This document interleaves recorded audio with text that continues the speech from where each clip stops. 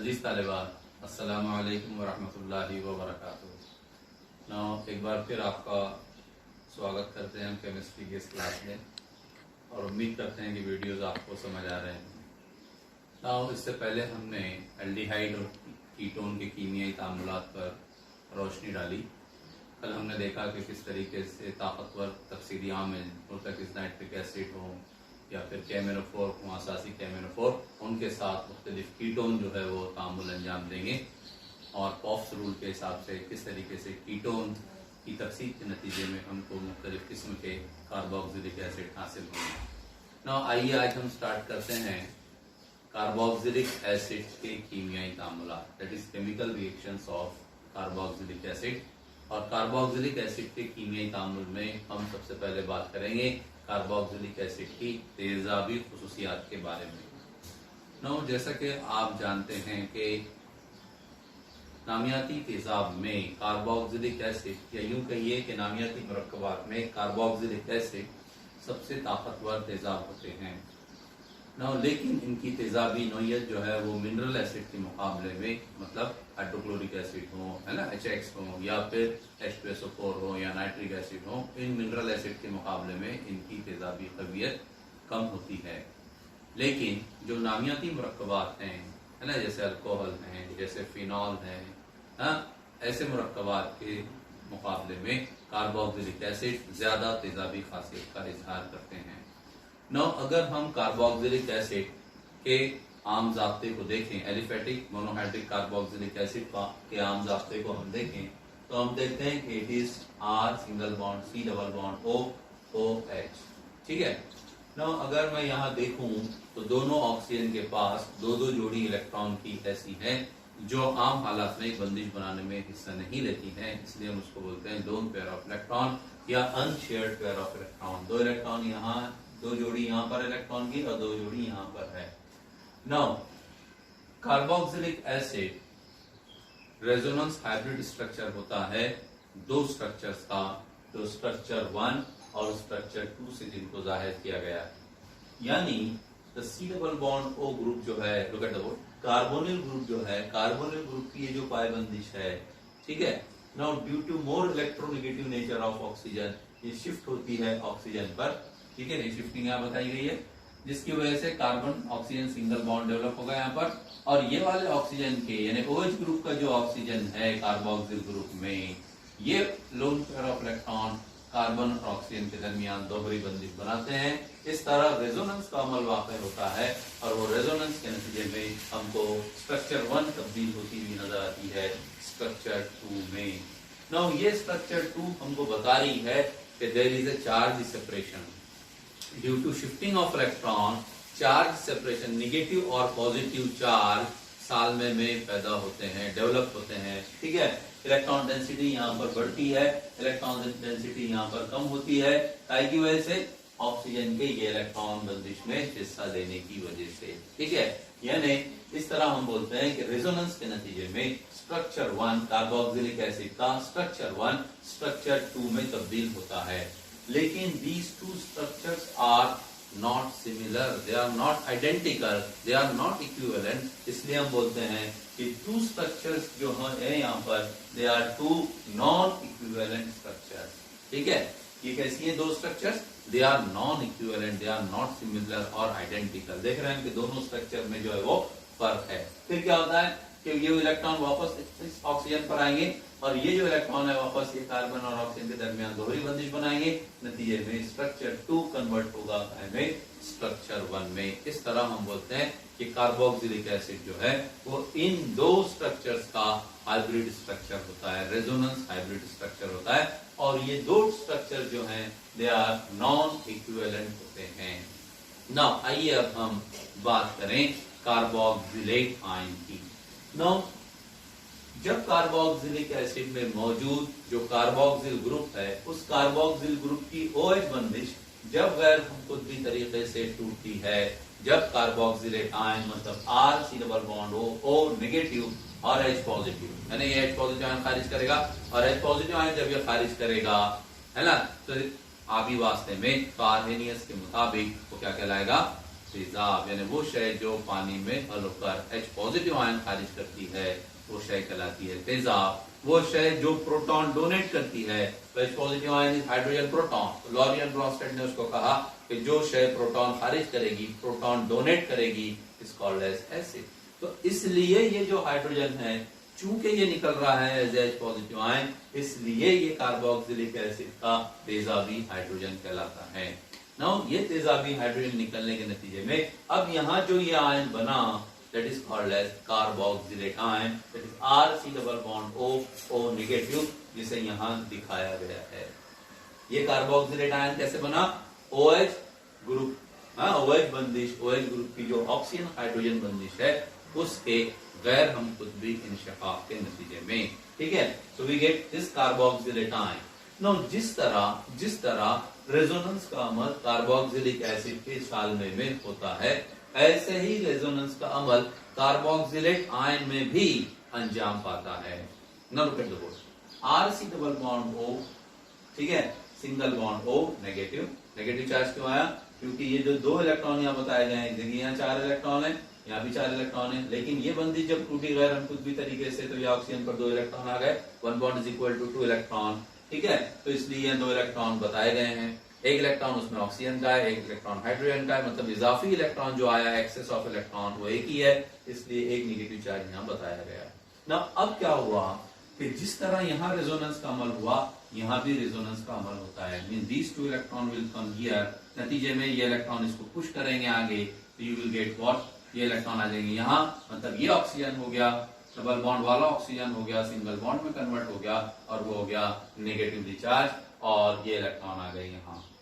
समझ आई बात? यानी द कार्बोक्सिलेट आयन स्ट्रक्चर 1 अगर हम इसको बोलें तो स्ट्रक्चर 2 में तब्दील हो गया, लेकिन जब मैं इन दोनों स्ट्रक्चर को देखता हूं तो मुझे ये दोनों स्ट्रक्चर्स एक जैसी नजर आती हैं। ये बात ध्यान में नोट करिए आप। These 2 structures they are not identical, they are not similar, इसलिए यहाँ क्या बोला गया है? They are non-equivalent structure हैं, ठीक है। यहाँ जब मैं डालकर देखता हूँ नजर, तो रेजोनेंस का तो अमल होता है, लेकिन रेजोनेंस के नतीजे में जो हमको नई स्ट्रक्चर मिल रही है वो बिल्कुल वैसी ही होती है जैसी स्ट्रक्चर 1। देखिए R सिंगल बॉन्ड C या R single bond C single bond O negative, C single bond O negative, बराबर है। Double bond O, carbon double bond O oxygen, carbon double bond O oxygen, 4 electron यहाँ, 6 electron यहाँ, 6 electron यहाँ, 4 electron यहाँ। Means जो structure यहाँ है वही स्ट्रक्चर यहाँ है। रेजोनेंस के नतीजे में जो structure milli, these 2 structures are similar। फिर वापस ये इलेक्ट्रॉन आएंगे यहाँ पर, ये इलेक्ट्रॉन अपनी जगह जाएंगे, the structure 2 will convert into what structure 1। यानी जिस तरीके से carboxylic acid 2 non equivalent structure का रेजोनेंस हाइब्रिड स्ट्रक्चर होता है, ऐसे ही कार्बोक्सिलेट आयन भी 2 स्ट्रक्चर्स का रेजोनेंस हाइब्रिड स्ट्रक्चर होता है। लेकिन फर्क क्या है कि यहाँ पर 2 स्ट्रक्चर जो है वो नॉन इक्विवेलेंट है, और कार्बोक्सिलिक एसिड कार्बोक्सिलेट आयन की जो स्ट्रक्चर्स हमको मिलेंगी दे आर इक्विवेलेंट स्ट्रक्चर। ये बुनियादी फर्क है, नॉन इक्विवेलेंट स्ट्रक्चर, ये इक्विवेलेंट स्ट्रक्चर्स हैं। अब इक्विवेलेंट स्ट्रक्चर होने की वजह से कार्बोक्सिलेट आयन की आयाम पजीरी ज्यादा होती है बनिस्बत कार्बोक्सिलिक एसिड के। लिखा हुआ यहाँ पर less stable due to 2 non-equivalent structure, more stable due to what? 2 equivalent structure। समझ आई बात? इसलिए क्या होता है कि अभी वास्ते में कार्बोक्सिलिक एसिड का फौरन आयनी इंतशार होता है, और आयनी इंतशार के नतीजे में हमको H पॉजिटिव आयन और कार्बोक्सिलेट आयन हासिल होते हैं, ठीक है। Now look at the board. RCOH plus aqueous medium पानी में हमने हल किया। हल करने के नतीजे में क्या होगा? OH बॉन्ड टूटेगा और कार्बोक्सिलिक एसिड कन्वर्ट हुआ कार्बोक्सिलेट आयन में। This is carboxylate ion. ना खारिज होने वाला जो H पॉजिटिव आयन है, यहां से जो निकला H पॉजिटिव आयन, वो पानी के साथ अमल करता है, पानी के साथ अमल करेगा, और पानी के साथ अमल करने के नतीजे में वो बनाता है हाइड्रोनियम आयन। मतलब वो जो H पॉजिटिव आयन डिसोसिएशन के नतीजे में मिला, वो महलूल में आजादाना हालत में नहीं रहने दिया था। It immediately combined with water molecule ठीक है, तो इस तरह हाइड्रोनियम आयन बनेगा। आइए देखिए, कार्बोक्सिलिक एसिड का कॉन्जुगेट बेस है कार्बोक्सिलेट आयन। हमने तेजाब और रसायन की जुफ्त जोड़ी 11वीं क्लास में पढ़ी है, कॉन्जुगेट एसिड बेस पेयर, है ना। According to Lowry and Brown, according to Lewis, all the negative ion and the neutral molecule which are having more electron, unshared pair of electron जिनके पास रहेगा, ऐसे तमाम मुतअद्दिद सालमा, जैसे पानी का सालमा है, जैसे अमोनिया है ना, और मनफी ion they act as a Lewis base। ठीक है, तो क्या हुआ कि ये कार्बोक्सिलिक एसिड ये कार्बोक्सिलेट आयन में तब्दील हुआ due to removal of hydrogen proton खारिज करने के नतीजे में। इसलिए हम बोलते हैं कि ये कार्बोक्सिलेट आयन जो है वो कार्बोक्सिलिक एसिड का कॉन्जुगेट बेस है। समझ आया? कॉन्जुगेट बेस, तेजाब और रसायन की ऐसी जोड़ी जिसमें सिर्फ एक प्रोटॉन का फर्क होता है और जो प्रोटॉन के तबादले के नतीजे में बाय एक्सचेंज ऑफ प्रोटॉन वजूद में आती है, ऐसी जोड़ी। मतलब ये तेजाब और रसायन की एक जोड़ी हो गई, ये तेजाब, ये असास,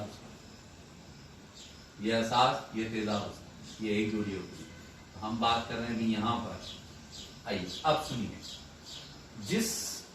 जिस तेजाब का या जिस शय का कॉन्जुगेट बेस जितना ज्यादा स्टेबल होता है, कॉन्जुगेट बेस जितना ज्यादा स्टेबल होता है, उसकी एसिडिक स्ट्रेन, तेजाबी कवियत उतनी ज्यादा होती है। ये बात ध्यान में रखिए। नाउ क्या हुआ फिर? Carboxylic acid plus H2O giving forward reaction में क्या बना रहे हैं? कार्बोक्सिलेट आयन और हाइड्रोनियम आयन। ठीक है, बैकवर्ड रिएक्शन में कार्बोक्सिलेट आयन, हाइड्रोनियम आयन, फिर ये हाइड्रोनियम आयन क्या करेगा? प्रोटॉन लूज करेगा, प्रोटॉन खारिज करेगा। प्रोटॉन खारिज करने वाला according to Lowry and Bronsted they are called as what? Acid, है ना। H positive ion carboxylate ion को पुल करेगा, कन्वर्ट होगा इसमें। ठीक है, तो जब when the rate of forward reaction is equal to rate of backward reaction, that state is called as the state of equilibrium, जिसको हम दो तरफा तीर के निशान से जाहिर करते हैं। Got it? Now 11वीं क्लास में हमने केमिकल इक्विलिब्रियम में सारी चीजें पढ़ी। आइए क्या हुआ, यहाँ पर हम हालत तवाजुन पर law of mass action apply करेंगे। तो के इक्विलिब्रियम बराबर होगा हासिल अशिया के इर्तिकास के हासिल ज़रब बटे आमिल अशिया का इर्तिकास का हासिल ज़रब। हासिल अशिया मेरे पास यहाँ कार्बोक्सिलेट आयन है और हाइड्रोनियम आयन है। हाइड्रोनियम आयन कैसे बना फिर एक बार बता देता हूँ। जो H पॉजिटिव आयन खारिज हुआ उसके और पानी के दरमियान कीमियाई अमल से। ठीक है, हासिल अशिया में ये दोनों है हमारे पास, आमिल अशिया में ये दोनों है। ठीक है, यानी कार्बोक्सिलिक एसिड का मोलर कॉन्सेंट्रेशन और पानी का मोलर कॉन्सेंट्रेशन। के इक्विलिब्रियम तवाजुन का मुस्तकिल कहलाता है। This is called as the equilibrium constant. ठीक है, नाउ जैसा कि हम जानते हैं कि पानी, खालिस पानी जो है वो इंतहाई कमजोर बरगुजार होता है, यानी उसका आयनी इंतशार प्रैक्टिकली बहुत कम होता है। इसलिए practically it is the concentration of water molecule is taken as constant, जिसको हम जाहिर करते हैं K डैश से। ठीक है, ये K डैश H2O कंसंट्रेशन की जगह यहाँ हम K डैश रखेंगे और यहाँ से K डैश को शिफ्ट करेंगे इधर, तकसीम में तो ज़रब में जाएगा, तो यानी K equilibrium into K dash, और ये बराबर होता है एसिडिटी कांस्टेंट K, जिसको हम जाहिर करते हैं Ka से। तो Ka is equal to what? RCO negative into H3O positive, मतलब हासिल अशिया के इर्तिकास का हासिल ज़रब बटे गैर आयनशुदा तेजाब का इर्तिकास। RCOH क्या है? इट इज अनआयोनाइज्ड एसिड, उसका मोलर कॉन्सेंट्रेशन। ये जो रेशो है, ये रेशो कहलाता है क्या? एसिडिटी कांस्टेंट या डिसोसिएशन कांस्टेंट ऑफ एसिड, इसको हम Ka से जाहिर करते हैं, है ना। एसिडिटी कांस्टेंट उसको बोलते हैं। नाउ अब सुनिए गौर से बात, ये Ka की वैल्यू उस वक्त ज्यादा होती है जब H पॉजिटिव आयन का इर्तिकास ज्यादा होगा। महलूल में जितने H positive ion, OH negative ion, जितने ज्यादा सालमात में से ये बंदिश टूटेगी उतने ज्यादा H पॉजिटिव आयन मिलेंगे, राइट। जितने ज्यादा H पॉजिटिव आयन बनेंगे उतने ज्यादा हाइड्रोनियम आयन बनेंगे। मतलब ये हुआ कि अगर किसी तेजाब में H पॉजिटिव आयन ज्यादा खारिज कर रहा है कोई तेजाब महलूल में, तो जाहिर है उसका मोलर कॉन्सेंट्रेशन ज्यादा होगा, मतलब हाइड्रोनियम आयन का कॉन्सेंट्रेशन इन टर्न ज्यादा होगा। ठीक है, ये वाली वैल्यू मतलब शुमार कुनिंदे की ये वैल्यू जितनी ज्यादा होगी, और वो ज्यादा कब होगी, जब ज्यादा H पॉजिटिव आयन खारिज होंगे, उतनी Ka की वैल्यू ज्यादा होगी। समझिए बात, क्योंकि शुमार कुनिंदे की कीमत बढ़ रही है तो ओवरऑल वैल्यू बढ़ेगी। अगर नसबनुमा की कीमत बढ़ती है तो फिर ओवरऑल वैल्यू कम होती है। बात ध्यान में रखिए, बुनियादी चीजें हैं ये, बचपन से सीखना। आइए तो क्या हुआ कि K is equal to this one, ठीक है। Now look at board, H positive ion का इर्तिकाज महलूल में, जो मैंने बात कही है अभी, जितना ज्यादा होगा उसकी Ka की कदर, मतलब एसिडिटी कांस्टेंट की जो कदर है उतनी ही ज्यादा होती है, और pKa कदर, pKa प्रोटेंस ऑफ एसिडिटी कांस्टेंट, प्रोटेंस पवीयत, उतनी ही कम होती है। मतलब उलट है ये। जैसे हमने देखा कि अगर किसी महलूल में H पॉजिटिव आयन कॉन्सेंट्रेशन अगर ज्यादा है तो उसकी pH उतनी कम होती है। 11वीं क्लास में हमने pH वगैरह सारी चीजें पढ़ी हैं, ठीक है। क्यों भाई, क्यों कम होती है?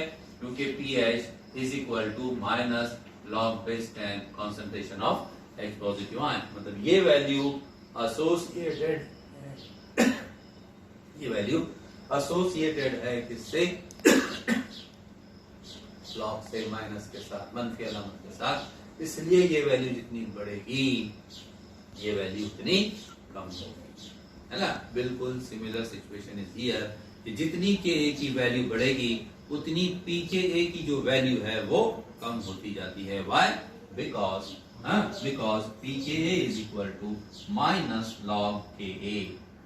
मान देखिए लॉग Ka का लॉग हमको लेना है और वो जुड़ा हुआ है कैसे? मंफी निशान से। इसलिए Ka की कदर जितनी ज्यादा होगी pKa की वैल्यू उतनी कम होगी। हाँ, यानी जिस तेजाब के लिए Ka की कदर जितनी ज्यादा होगी वो तेजाब उतना ताकतवर होगा। फिर एक बार बोलता हूं, जिस तेजाब के लिए Ka की कदर जितनी ज्यादा होगी वो तेजाब उतना ताकतवर होगा। दूसरे लफ्जों में वो तेजाब जिसकी pKa वैल्यू जितनी कम होगी वो तेजाब उतना ताकतवर होगा। समझिए बात, है? उसकी pKa कदर उतनी कम होती है और वो तेजाब उतना कवी होता है, उतना ही कवी होगा वो तेजाब जितनी pKa वैल्यू कम रहेगी। और pKa वैल्यू कम कब रहेगी? जब Ka वैल्यू ज्यादा रहेगी, एसिडिटी कांस्टेंट की वैल्यू ज्यादा रहेगी। एसिडिटी कांस्टेंट की वैल्यू कब रहेगी? जब एसिडिटी कांस्टेंट की वैल्यू ज्यादा कब रहेगी? जब महलूल में ज्यादा H पॉजिटिव आयन रहेंगे, यानी उसका आयन इंतशार ज्यादा होगा। समझ आई बात? यानी किसी भी तेजाब की जो तेजाबी कवियत है, उसकी जो एसिडिक स्ट्रेंथ है, वो डिपेंड करती है उसकी pKa वैल्यू पर। क्या पे डिपेंड करती है? उसकी pKa वैल्यू पर डिपेंड करती है। pKa वैल्यू फिर कह रहा हूं मैं, जितनी कम होगी वो ताकतवर उतना कवी होगा। ठीक है, यह है मामला किसका? एसिडिक स्ट्रेन का, एसिडिक कैरेक्टर का, इसके कार्बोक्सिलिक एसिड। ठीक है, नाउ इंशाल्लाह अगले वीडियो में अब हम बात करेंगे कि वो कौन कौन से तेजाब हैं जिनकी pKa वैल्यू ज्यादा होती है और pKa वैल्यू किनकी कम होती है। मतलब on the basis of their pKa values how acid can be classified in the decreasing order और in increasing order of their acidic strength. ठीक है, ये हम इंशाल्लाह बात करेंगे। फिर हम ये भी बात करेंगे कि एरोमेटिक एसिड के मुकाबले में एलिफेटिक एसिड की pKa वैल्यू क्यों ज्यादा होती है। यानी एरोमेटिक एसिड जो है, जैसे बेंजोइक एसिड है, एसिटिक एसिड, इन दोनों का कंपैरिजन जब हम करेंगे तो हम देखेंगे कि बेंजोइक एसिड की pKa वैल्यू कम होती है, मतलब वो ज्यादा स्ट्रॉन्ग एसिड होता है बनिस्बत एसिटिक एसिड के। फिर हम देखेंगे कि एरोमेटिक रिंग से कौन कौन से ग्रुप हैं जुड़ेंगे, इलेक्ट्रॉन विड्रॉइंग ग्रुप जुड़ेंगे तो क्या होगा, इलेक्ट्रॉन रिलीजिंग ग्रुप जुड़ेंगे तो क्या होगा, और किस तरीके से उनकी pKa वैल्यू पर ये ग्रुप असरअंदाज होंगे। इंशाल्लाह तब तक के लिए अस्सलामु अलैकुम व रहमतुल्लाहि व